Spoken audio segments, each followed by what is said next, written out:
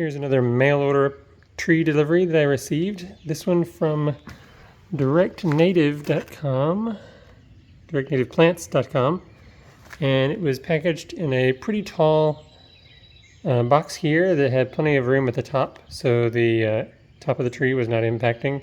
Didn't have to be trimmed or bent or anything. And you can see they used the notch method, where a couple of notches come in on two of the corners to keep the pot from moving up in the box, which I guess is pretty foolproof. I've always wondered what would happen if during shipping one of these notches were somehow pushed out, but I guess once they're in, they don't do that. And then also it was bagged. There was a twist tie here holding the bag closed, and when you open the bag, you see there's this type of non-woven felt here holding the dirt in, which seems generally like a good idea, although looks like there is a pretty good bit of dirt down here in the bottom, so maybe not very foolproof, that method. I guess that's why a lot of places will put tape around here to hold that in place, so maybe that was like that before it got in the bag, who knows. So what do I have here? I have the Groundsel, giant Groundsel, I guess is the name, or Groundsel Tree. Anyway, it's baccharis halimifolia, a tree that mainly lives in wetland areas. It's native to the US. Okay, we gotta focus here. Hard to focus.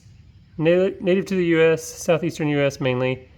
Likes wetland areas along the coast, and it's supposed to be semi-evergreen, although I'm pretty sure that I can tell that most of this foliage is newly sprouted for this year, except perhaps for this one here. Take a look at that one.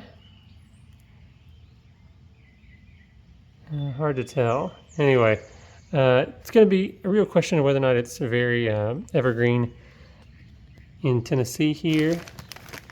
And from what I've read online, it's kind of semi-evergreen. Like there's one of last year's leaves, I'm pretty sure. The reason that I kind of went out on a limb and purchased this one, no pun intended, is because this is in the Asteraceae family. And as I've mentioned before, I have a real problem with armillaria root rot in my tree collection. And I'm trying to diversify as much as possible, and that's one family that's not yet represented in my collection here, and I'm hoping that maybe it will be resistant to armillaria. So I may be willing to slightly sacrifice full evergreen leaf retention in exchange for mostly evergreen and resistant to armillaria. So we'll see what the end result of this little experiment is. And these little ones may in fact be last year's leaves as well. Can't really tell. Maybe this is only the new year growth here at the top. We'll see. It's supposed to be pretty fast growing. I don't know whether or not I have a male or female here yet, so that's another curious thing. We'll find out. It does look like in some cases there are photosynthetic stems, so there may be some greenery even if it is partially evergreen throughout the winter.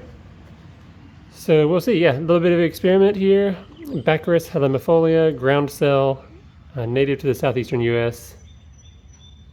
And I'm pretty satisfied with the product that directnativeplants.com sent me, and especially satisfied that it was even on offer, because as far as I can tell, that is the only online nursery currently selling this species.